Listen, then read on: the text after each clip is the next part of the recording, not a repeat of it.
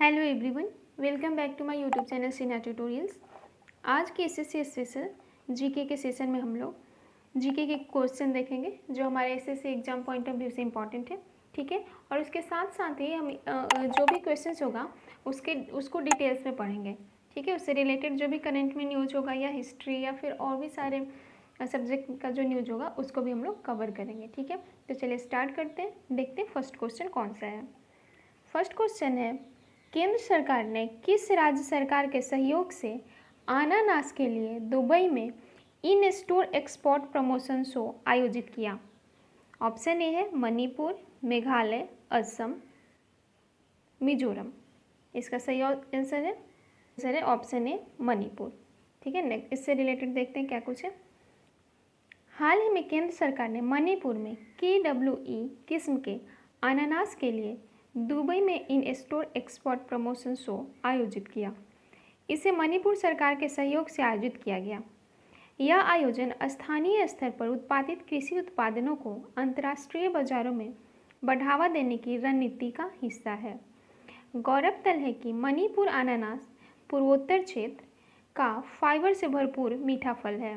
यह पूर्वोत्तर क्षेत्र में उगाए जाने वाले सबसे महत्वपूर्ण उष्णकटिबंधीय फलों में से एक है।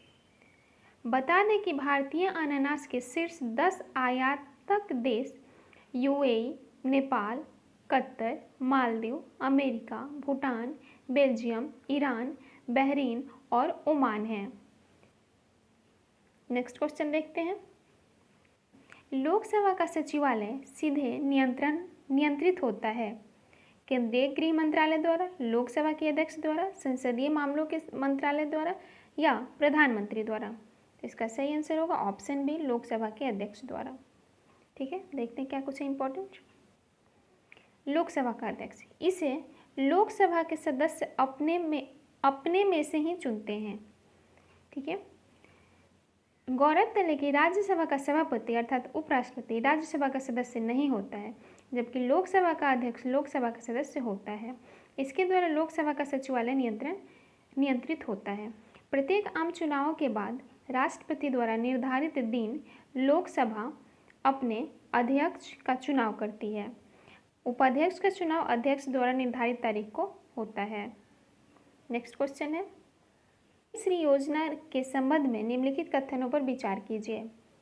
एक है, इसका पूरा नाम प्रधानमंत्री a school for road map India है, या ऑप्शन और 2 है, इसके तहत विद्यालय राष्ट्रीय शिक्षा नीति की मूल भाव के अनुरूप होंगे। ऑप्शन दिया है ऑप्शन केवल 1, केवल 2, 1 और 2 दोनों, ना तो 1 ना 2। तो इसका सही आंसर होगा ऑप्शन 2। ठीक है, केवल 2। ठीक है, करते हैं। हाल ही में पीएम नरेंद्र मोदी ने एक नई पहल पीएम श्री योजना की घोषणा की। इस योजना के अंतर्गत देश भर में 14,500 स्कूलों को उन्नत बनाए जाने की घोषणा की गई। पीएम श्री योजना क्या है? इसका पूरा नाम है प्रधानमंत्री स्कूल फॉर राइजिंग इंडिया। ठीक है, पीएम श्री विद्यालयों में शिक्षा की आधुनिक और सख्त नीति अपनाई जाएगी। ये विद्यालय राष्ट्रीय शिक्षा नीति की मूल भावना के अनुरूप होंगे। इनमें शिक्षण के नवोन्मेषी तरीकों पर बल दिया जाएगा। इनमें नवीनतम प्रौद्योगिकी, स्मार्ट क्लासरूम, खेलकूद और अन्य विषयों पर ध्यान दिया जाएगा। साथ ही इसमें आधुनिक बुनियादी ढांचा विकास पर भी पूरा ध्यान दिया जाएगा। नेक्स्ट क्वेश्चन है, निम्नलिखित शैल क्रमों में से कौन सा भारत का 90% से अधिक कोयला प्रदान करता है? बिंदु क्रम, टर्शियरी क्रम, धारावार क्रम या गोंडवाना क्रम? इसका सही आंसर है ऑप्शन डी, गोंडवाना क्रम। कोयला और खान मंत्रालय हैदराबाद में 2 दिवसीय राष्ट्रीय खान मंत्रियों के सम्मेलन का आयोजन करेंगे। ठीक है, यह खनिज अन्वेषण को प्रोत्साहित करने और हालिया नीतिगत सुधार के प्रभाव का आकलन करने के लिए रणनीति विकसित करने पर केंद्रित होगा। गोंडवाना युगीन शैल क्रम, यह लगभग 250 मिलियन वर्ष पुराना शैल क्रम है। भारत में अधिकांश कोयला लगभग 90% से अधिक इसी क्रम की शैलों में प्राप्त होते हैं। इसमें उच्च कोटि के कोयले की प्राप्ति होती है, अर्थात इसमें राख की मात्रा अल्प तथा तपोत्पादक शक्ति अधिक होती है। गोंडवाना युगीन कोयला मुख्यतः बिटुमिनस प्रकार का है। इसे धातु शोधन कोयला भी कहते हैं क्योंकि इसमें सल्फर की मात्रा अत्यंत कम होती है। इस कारण ये उद्योगों के लिए सर्वोत्तम समझे जाते हैं। इसके प्रमुख क्षेत्र दामोदर घाटी, गोदावरी घाटी, सोन नदी घाटी, महानदी घाटी तथा वर्मा घाटी है। नेक्स्ट क्वेश्चन देखते हैं। नेक्स्ट क्वेश्चन है, हाल ही में किसे यूनाइटेड किंगडम का नया प्रधानमंत्री चुना गया है? Option A Rishi Sunak, B Boris Johnson, C David Cameron या डी लीज ट्रस। तो इसका सही आंसर है ऑप्शन डी लीज ट्रस। इससे रिलेटेड कुछ पढ़ते हैं जो भी है। हाल ही में कंजर्वेटिव पार्टी की नेता लीज ट्रस को ब्रिटेन के अगले प्रधानमंत्री के तौर पर चुना गया है।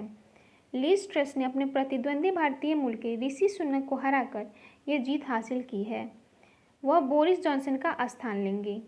वह पिछले प्रधानमंत्रियों डेविड कैमरून, थेरेसा मे और बोरिस जॉनसन के कार्यकाल में विभिन्न कैबिनेट पदों पर कार्य कर चुकी हैं। वह थेरेसा मे और मार्गरेट थैचर के बाद ब्रिटेन की तीसरी महिला प्रधानमंत्री होंगी। गौरतलब है कि थेरेसा मे और मार्गरेट थैचर की कंजर्वेटिव पार्टी की नेता थीं। नेक्स्ट क्वेश्चन है, ऑप्शन बी है, बांग्लादेश में प्रवेश करने के पश्चात गंगा नदी को किस नाम से जाना जाता है? ऑप्शन ए है मेघना, बी पद्मा, सी सुरमा या डी कालनी। इसका सही आंसर है ऑप्शन बी पद्मा। हाल ही में पीएम नरेंद्र मोदी और बांग्लादेश के प्रधानमंत्री शेख हसीना के बीच द्विपक्षीय साझेदारी को और मजबूत करने पर वार्ता हुई। दोनों देशों के बीच जल संसाधन, रेलवे, विज्ञान और प्रौद्योगिकी तथा अंतरिक्ष प्रौद्योगिकी के संबंध में 7 समझौते हुए। गौरतलब है कि लगभग 54 नदियां भारत बांग्लादेश सीमा से होकर गुजरती हैं। भारत के साथ बांग्लादेश में भी गंगा नदी का प्रवाह होता है। भारत में गंगा नदी अपने प्रवाह क्रम में निम्न नामों से जानी जाती है: गंगा उत्तराखंड, उत्तर प्रदेश, बिहार, झारखंड, पश्चिम बंगाल में, हुगली व भागीरथी पश्चिम बंगाल में। 2 वितरिकाओं में बंटने के बाद मुख्य शाखा भागीरथी बांग्लादेश चली जाती है। पद्मा बांग्लादेश में प्रवेश करने के पश्चात मेघना से मिलने के पश्चात यह अंततः मेघना के नाम से ही अपना जल बंगाल की खाड़ी में विसर्जित करती है। महात्मा गांधी ने दांडी यात्रा किस आश्रम से प्रारंभ की थी? ऑप्शन ए है पौनार आश्रम, पौनार, सेवाग्राम, साबरमती या डी रामानंदिया। इसका सही आंसर है ऑप्शन सी साबरमती। हाल ही में केंद्रीय मंत्री पीयूष गोयल ने सैन फ्रांसिस्को में महात्मा गांधी को श्रद्धांजलि अर्पित की। उन्होंने सैन फ्रांसिस्को में गद्दर मेमोरियल हॉल का भी दौरा किया। सविनय अवज्ञा आंदोलन, इसके तहत गांधी जी ने 12 मार्च 1930 को ऐतिहासिक सत्याग्रह की शुरुआत की। वह साबरमती आश्रम से अपने 78 अनुयायियों के साथ लगभग 240 मील की लंबी पद यात्रा के बाद 5 अप्रैल 1930 को गुजरात के समुद्र तट पर स्थित दांडी गांव पहुँचे। इस घटना को दांडी मार्च के नाम से जाना जाता है।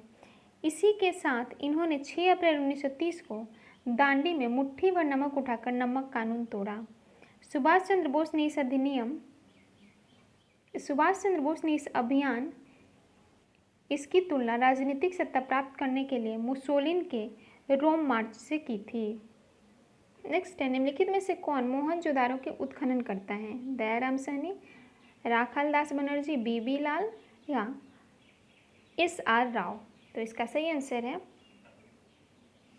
ऑप्शन बी राखाल दास बनर्जी। इससे रिलेटेड पढ़ते हैं। हाल ही में हुई भारी बारिश और बाढ़ ने पाकिस्तान के सिंध प्रांत के बड़े हिस्से को तबाह कर दिया है। इसका प्रभाव पुरातात्विक स्थल मोहनजोदारो पर भी देखने को मिला है। मोहनजोदारो के बारे में पढ़ते हैं। मोहनजोदड़ो के बारे में पढ़ते हैं। यह सिंधु घाटी सभ्यता के प्रमुख स्थलों में से एक है। सिंधी भाषा में इसका अर्थ है मृतकों का टीला। इसे प्राचीन सभ्यता के आदर्श नियोजित शहर के रूप में जाना जाता है। इसकी खोज राखलदास बनर्जी ने की थी। यह सिंध पाकिस्तान के लड़काना जिले में सिंधु नदी के तट पर स्थित है। इसकी शासन व्यवस्था राजतंत्रात्मक न होकर जनतंत्रात्मक थी। बृहद स्नानघर मोहनजोदारो का सर्वाधिक महत्वपूर्ण सार्वजनिक स्थल है। मोहनजोदड़ो में कांसे की एक नर्तकी की मूर्ति भी पाई गई है जो द्रविमोम विधि से बनी है। नेक्स्ट क्वेश्चन देखते हैं। नेक्स्ट है, राजद्रोह के संबंध में निम्नलिखित कथनों में से असत्य कथन चुनिए। यह एक गैर जमानती अपराध है। राजद्रोह के अपराध में 3 वर्ष से लेकर उम्र कैद तक की सजा हो सकती है। इस कानून के तहत आरोपित व्यक्ति को सरकारी नौकरी प्राप्त करने से नहीं रोका जा सकता है। उपयुक्त में से कोई नहीं। इसका सही आंसर होगा ऑप्शन सी। इस कानून के तहत आरोपित व्यक्ति को सरकारी नौकरी प्राप्त करने से नहीं रोका जा सकता है। राजद्रोह के क्वेश्चन कहते हैं राजद्रोह के संबंध में निम्नलिखित कथनों में से असत्य जो है, तो असत्य यही है ऑप्शन सी। ठीक है, पढ़ते हैं और इसके बारे में। राष्ट्रीय अपराध रिकॉर्ड ब्यूरो एनसीआरबी के हालिया आंकड़ों के अनुसार असम में पिछले 8 वर्षों के दौरान देश में सबसे अधिक राजद्रोह के मामले दर्ज किए गए हैं। राजद्रोह कानून क्या होता है? वर्तमान में आईपीसी की धारा 124A के तहत राजद्रोह एक अपराध है। राजद्रोह को किसी व्यक्ति द्वारा भारत में कानूनी तौर पर स्थापित सरकार के प्रति मौखिक, लिखित संकेतों या दृश्य रूप में घृणा या अवमानना या उत्तेजना पैदा करने का प्रयत्न के तौर पर परिभाषित किया जाता है। राजद्रोह एक गैर जमानती अपराध है। इस अपराध में 3 वर्ष से लेकर उम्र कैद तक की सजा हो सकती है और इसके साथ जुर्माना भी लगाया जा सकता है। इस कानून के तहत आरोपित व्यक्ति को सरकारी नौकरी प्राप्त करने से रोका जा सकता है। आरोपित व्यक्ति के पासपोर्ट को जब्त किया जाता है। साथ ही आवश्यकता पड़ने पर उसे न्यायालय में पेश होना अनिवार्य होता है। नेक्स्ट क्वेश्चन है, हाल ही में किस देश ने कोविड-19 वैक्सीन के इनहेल्ड वर्जन को मंजूरी दी है? ऑप्शन ए है चीन, बी अमेरिका, सी रूस या डी यूनाइटेड किंगडम। सही आंसर है ऑप्शन ए चीन। इससे रिलेटेड पढ़ लेते हैं क्या कुछ है इंपॉर्टेंट। हाल ही में चीन द्वारा कोविड वैक्सीन के इनहेल्ड वर्जन सांस के जरिए कॉन्विडेसिया एयर एडिनोवायरल वेक्टर वैक्सीन को मंजूरी दी गई। चीन ऐसा करने वाला दुनिया का पहला देश बन गया है। इसे तियानजिन स्थित कैंसिनो बायोलॉजिकल द्वारा बनाया गया है।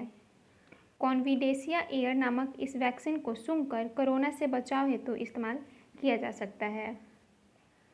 नेक्स्ट है, सुब्रोतो कप किस खेल से संबंधित है? B tennis, C football, D शतरंज।